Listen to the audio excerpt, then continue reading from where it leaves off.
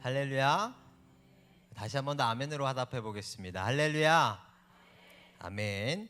예배의 자리 나오신 여러분들을 환영하고 축복합니다. 우리 주 예수 그리스도를 예배하는 이 시간에 저와 여러분들에게 크신 하나님의 은혜와 사랑이 함께하기를 간절히 소망합니다. 우리 함께 옆 사람 바라보시면서 인사하겠습니다. 당신과 함께할 수 있어 너무 행복합니다 하고 인사하겠습니다. 너무 행복합니다. 너무 행복합니다. 문득 떠올라서 한 번 더 인사했으면 좋겠는데요. 이번 주 토요일 날 뭐 있는지 아시죠? 유아유치부 성경학교가 있는데 비가 온대요. 그날 예보해 보니까. 근데 우리 담임 목사님이 그러셨어요. 주일날 저녁에 믿음의 언어는 보이는 것을 말하는 게 아니라 뭐였더라?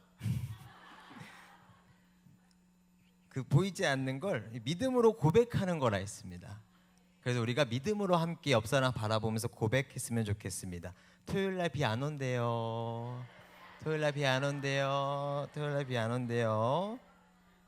비록 우리가 함께 사역하는 것은 아니지만 우리 교회 안에서 이루어지는 이 모든 사역들이요, 내 일처럼 우리 일처럼 느껴지는 저와 여러분들 되시기를 간절히 소망합니다.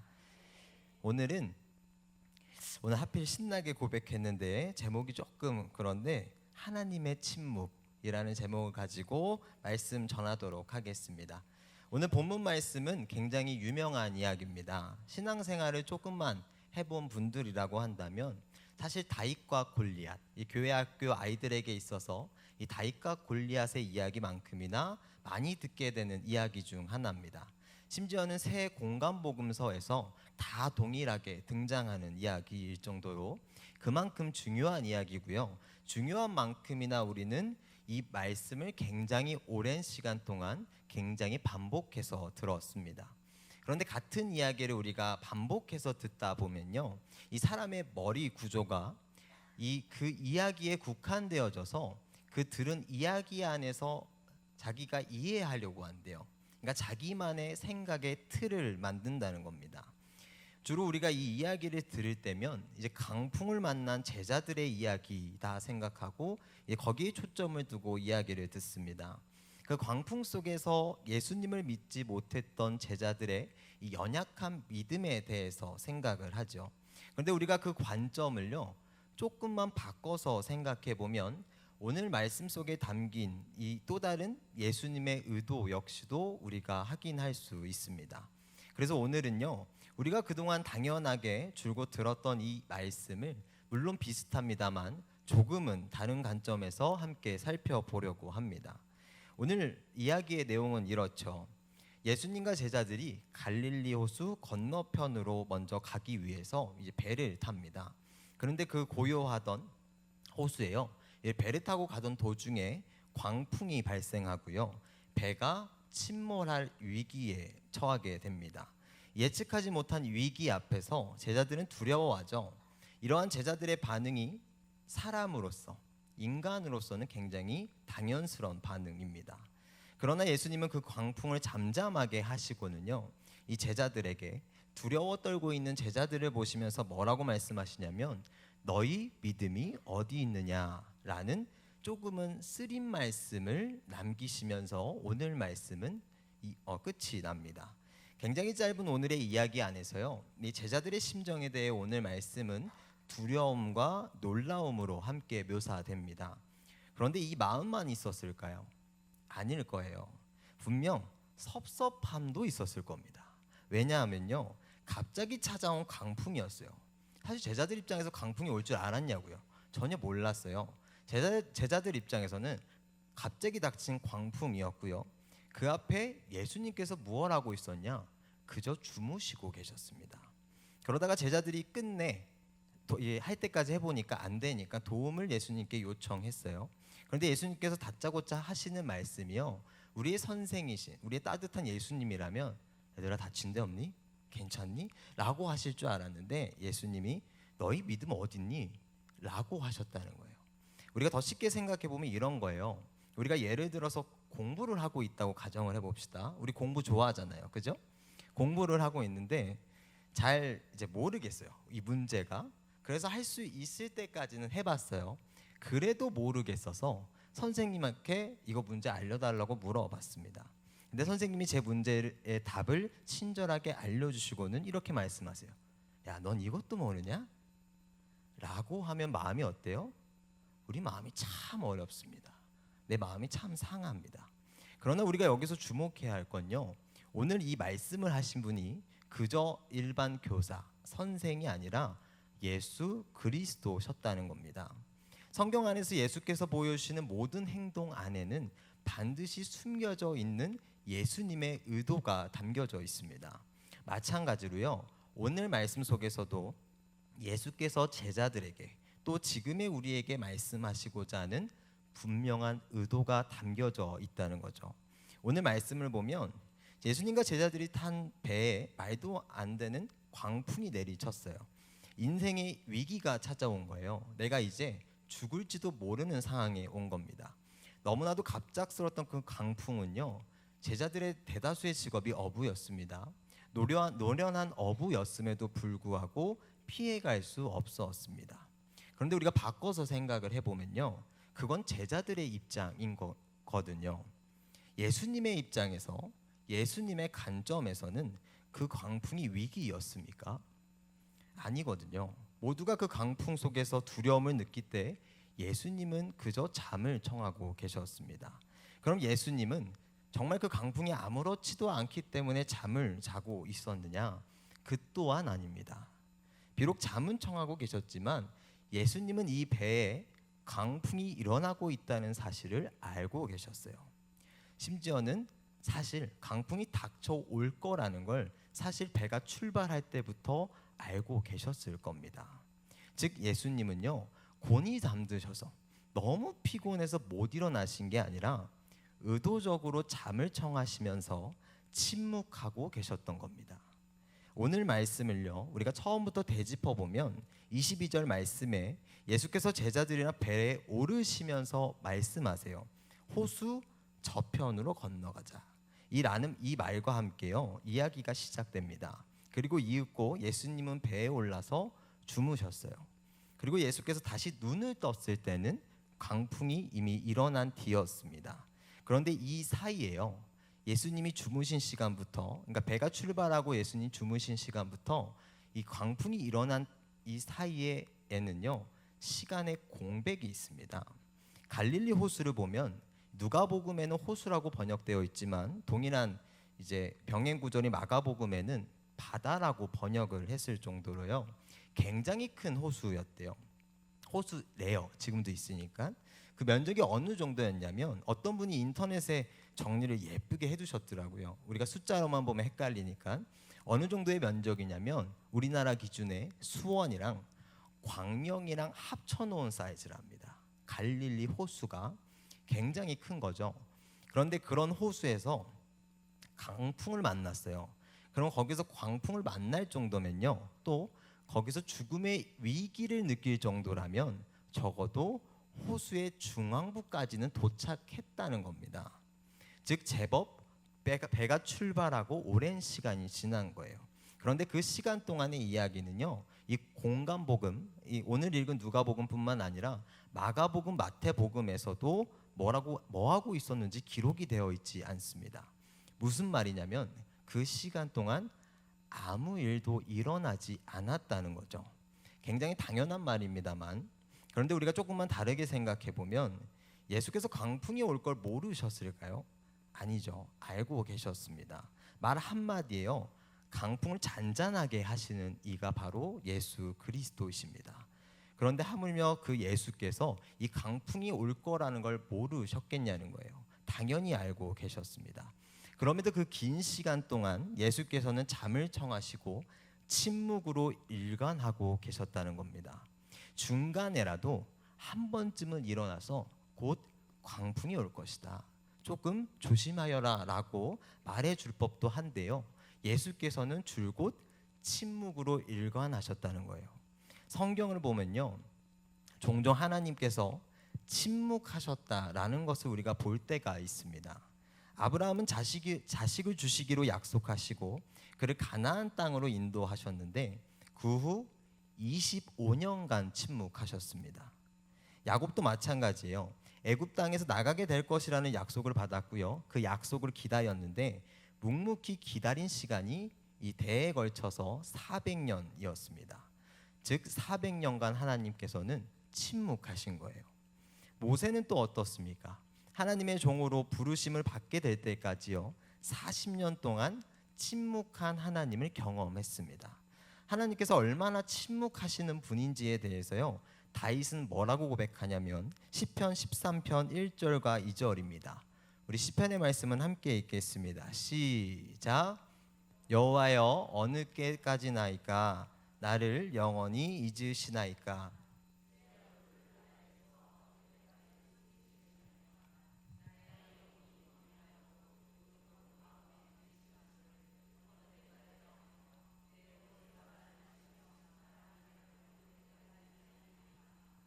아멘.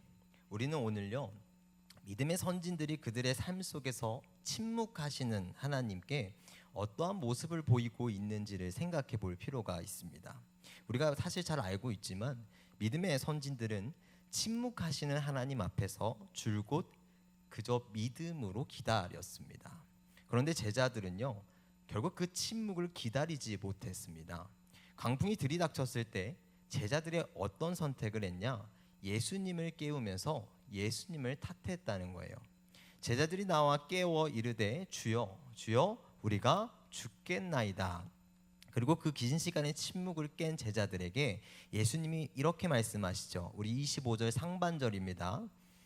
제자들에게 이르시되 상반 25절입니다. 제자들에게 이르시되 너희 믿음이 어디 있느냐 하시니. 어려운 상황 속에서 자신을 찾은 제자들에게요 자신을 찾아왔는데 잘했노라고 칭찬하신 게 아니라 그들의 믿음에 대해서 질책하십니다. 질책을 들은 제자들은 서운했을 수 있어요. 섭섭했을 수 있습니다. 그런데 우리가 반대로 예수께서도 서운하고 섭섭하셨을 겁니다. 긴 시간은 아닙니다. 그러나 분명 제자들은요 예수님의 곁에서 수많은 이적을 봤습니다. 그리고 가장 가까이에서요 예수님의 가르침을 받은 이들이 제자들이었어요. 그런 채찍근에 있는 제자들인데 그들은 기다리지 못했던 겁니다. 설령 예수께서 아무 말 없으시더라도 침묵으로 일관하고 계셨더라도요 예수께서는 기대하고 계셨던 거죠. 이 침묵 속에서도 기다릴 제자들의 믿음을 기대하셨을 겁니다. 그러나 그들은 이내 그 믿음을 저버리고 만 것이죠. 사랑하는 성도 여러분, 물론 당사자 입장에서는요 힘들죠. 어렵습니다. 줄곧 침묵으로만 일관하시는데 어찌 우리의 마음이 불편하지 않을 수 있겠습니까? 사람의 머리로는요 충분히 이해할 수 있습니다. 그러나 주께서 우리를 향해 침묵하시는 것에는 다 이유가 있습니다. 분명한 의도가 담겨져 있는 거예요. 우리는 침묵하시는 하나님을 탓할 게 아니라 이 침묵 뒤에 열어주실 그 길을 기대하며 믿음으로 기다릴 수 있어야 하는 것이지요. 사도행전의 말씀에 보면 이 기다림의 대표적인 아주 좋은 예시가 오늘 말씀 속에서 이 질책을 받던 제자들을 통해서 다시금 드러나는데요. 사도행전 2장 1절에서 4절입니다. 제가 대표를 읽겠습니다. 오순절 날이 이미 이름에 그들이 다 같이 한 곳에 모였더니 호련히 하늘로부터 급하고 강한 바람 같은 소리가 있어 그들이 앉은 온 집에 가득하며 마치 불의 혀처럼 갈라지는 것들이 그들에게 보여 각 사람 위에 하나씩 임하여 있더니 그들이 다 성령의 충만함을 받고 성령이 말하게 하심을 따라 다른 언어들로 말하기를 시작하니라. 아멘. 오순절 마가의 다락방에 성령 강림의 놀라운 역사가 제자들에게 임합니다. 이전에도 없었고요 이후에도 없었던 이 엄청난 이 놀라운 성령의 임재하심을요 제자들이 그대로 경험해요. 그런데 이 모든 것이 어떻게 주어졌느냐? 사도행전 1장 4절과 5절입니다. 우리 4절과 5절의 말씀은 함께 읽겠습니다. 시작. 사도와 함께 모이사 그들에게 분부하여 이르시되 예루살렘을 떠나지 말고 내게서 들은 바 아버지께서 약속하신 것을 기다리라. 요한은 물로 세례를 베풀었으나 너희는 몇 날이 못되어 성령으로 세례를 받으리라 하셨느니라. 아멘. 예수께서 이 땅의 모든 사역을 마치시고요, 제자들을 한자리에 모으십니다. 그리고는 말씀하세요. 예루살렘을 떠나지 말고 내게서 들은 바 아버지께서 약속하신 것을 기다리라. 그리고는 곧장 하늘로 올라가십니다. 우리는 결과를 알고 있기 때문에 오순절 성령 강림이라고 말하는 거죠. 제자들 입장에서는요, 약속하신 그때가 오순절이 될 거라고는 상상조차 하지 못했습니다. 왜냐하면 하늘로 올라가신 예수께서요, 하늘로 올라가신 직후에 줄곧 침묵으로 일관하셨기 때문이에요. 그저 제자들은 우리에게 말씀하신 그 예수님의 말씀을 믿음으로 기다렸던 겁니다. 상황이 좋았던 것도 아니에요. 예루살렘을 떠나지 못하니까 예수 그리스도를 핍박하던 자들이 제자들을 찾아 나섰습니다. 그런 순간순간의 위기 속에서도요, 제자들은 늘 한자리에 모여서 한마음 한뜻으로 기도하면서 믿음으로 기다렸습니다. 이때도 하나님께서는 침묵으로 일관하세요. 왜냐? 이 믿음의 기다림 속에요, 이 제자들은요 더 많이 모여서 기도했고요, 이제 행정적인 직무에 대해서도 필요한 부분들을 채워 나갔습니다.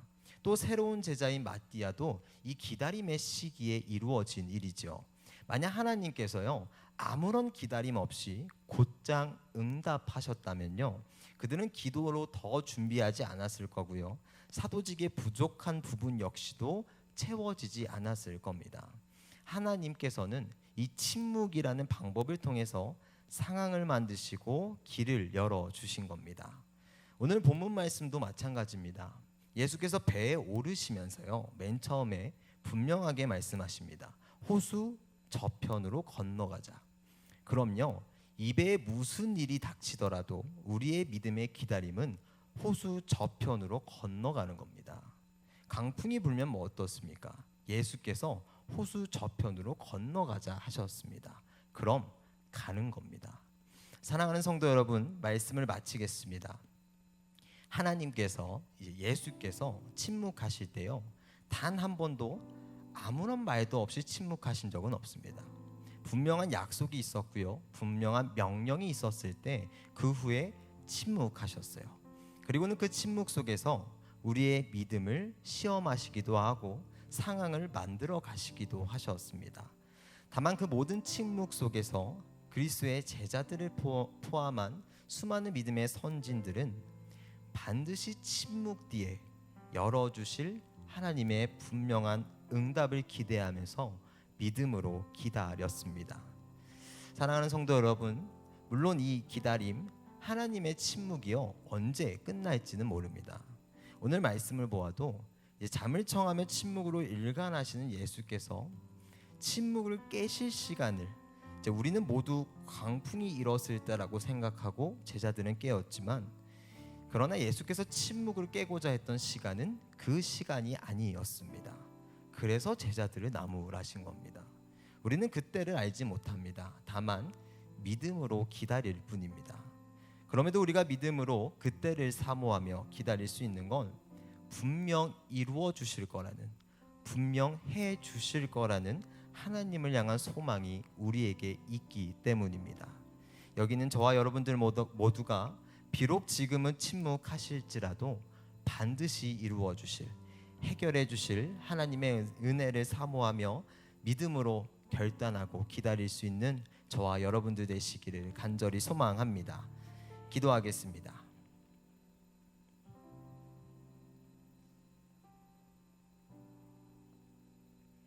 하나님 감사합니다.